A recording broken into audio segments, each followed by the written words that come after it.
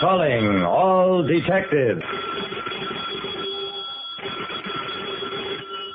On a southern cruise, there were two names not on the passenger list, and one of them was Death.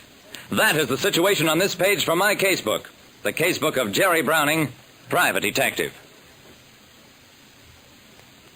A private detective like me, Jerry Browning, has yet to find a case that's smooth sailing. I stood on Mason Street looking into the window of the Burnham Travel Bureau. It was filled with trim models of cruise ships and pictures of peaceful tropic islands.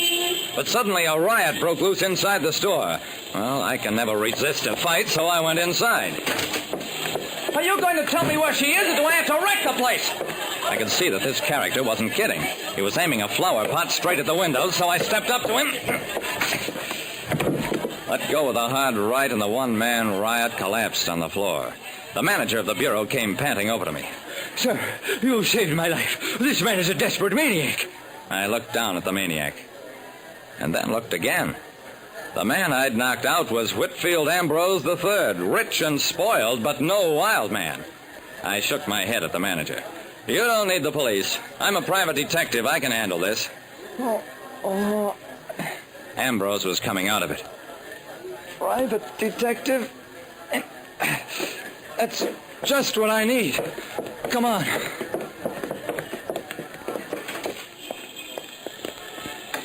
The trouble is, Marilyn, my fiancée. We got into a quarrel about my drinking and my friends. She told me she was going away, taking one of the cruises to Nassau. Please find her, Browning. Tell her I'm a reformed character. Why don't you tell her? She wouldn't believe me. Besides, I can't locate her. The Travel Bureau wouldn't tell me anything. That's why I was breaking up the joint. Well, okay, I'll try to find her. In order to keep you from landing in jail. A society playboy hired me to persuade his runaway fiancée to return. I had no trouble learning that Marilyn Barton had booked passage for Nassau on the SS Alhambra. But a radiogram to the ship brought no answer. That's why I was at the airport where Whitfield Ambrose had chartered a plane for me. Tell her I love her. I'll never take another drink again, if she'll come back. Okay, I'll do my best. So long.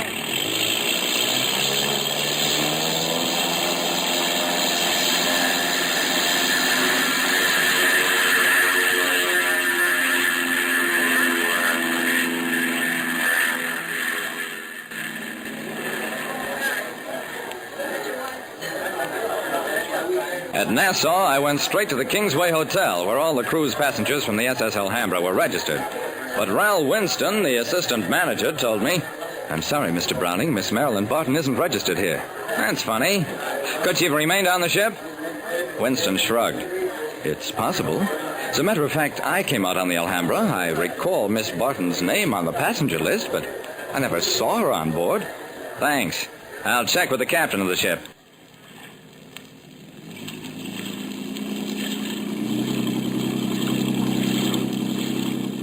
I had no trouble getting aboard the cruise ship, where I had a talk with Captain Clark.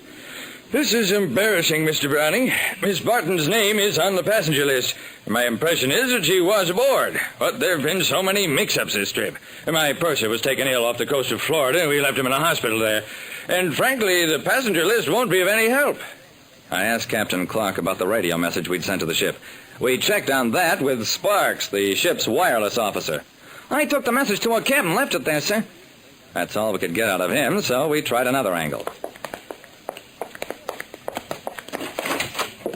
We went to Marilyn's stateroom. It was an expensive cabin, with a lot of good-looking luggage in a corner. If Marilyn had waltzed away from this, she'd done it in a big hurry. And maybe not of her own free will. I was just pointing that out to Captain Clark when Sparks came dashing down the corridor. Captain, come quickly, sir. I found the young lady. She's dead.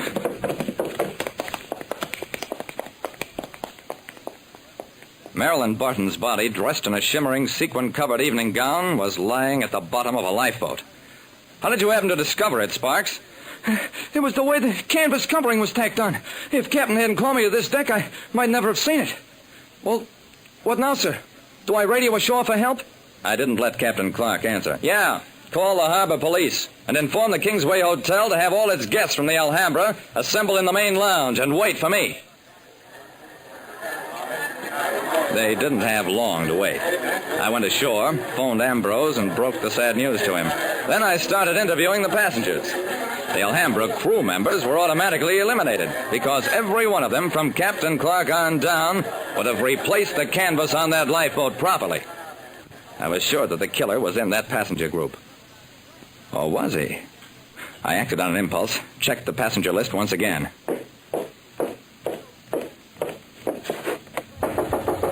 Mr. Winston, Jerry Browning, may I come in? Come in, Mr. Browning. Is there something I can do for you? Yeah.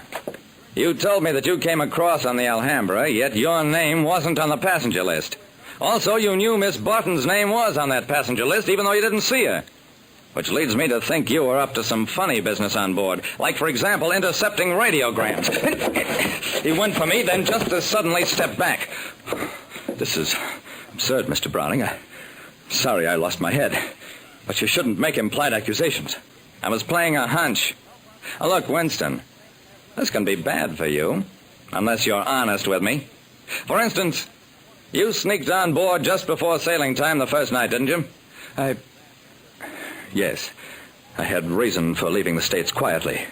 But that doesn't involve me with Miss Barton's death. Not if you stay truthful. Now think. You did see Miss Barton that first night, didn't you? Careful, Winston. Your life may depend on your answer. Yes, I did see her. I was in trouble. Came aboard just before sailing time.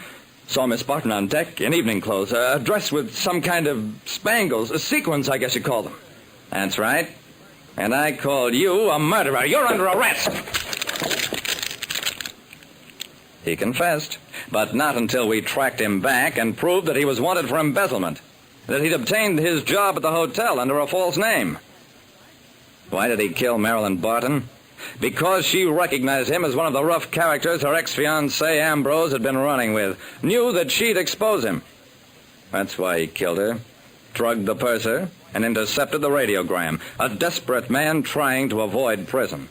But he made one big mistake when he claimed to see Marilyn in evening dress the first night out. Because nobody wears evening dress the first night out on a ship. Like I said, no case is smooth sailing. But when a criminal embarks on murder, he's bound to be sunk.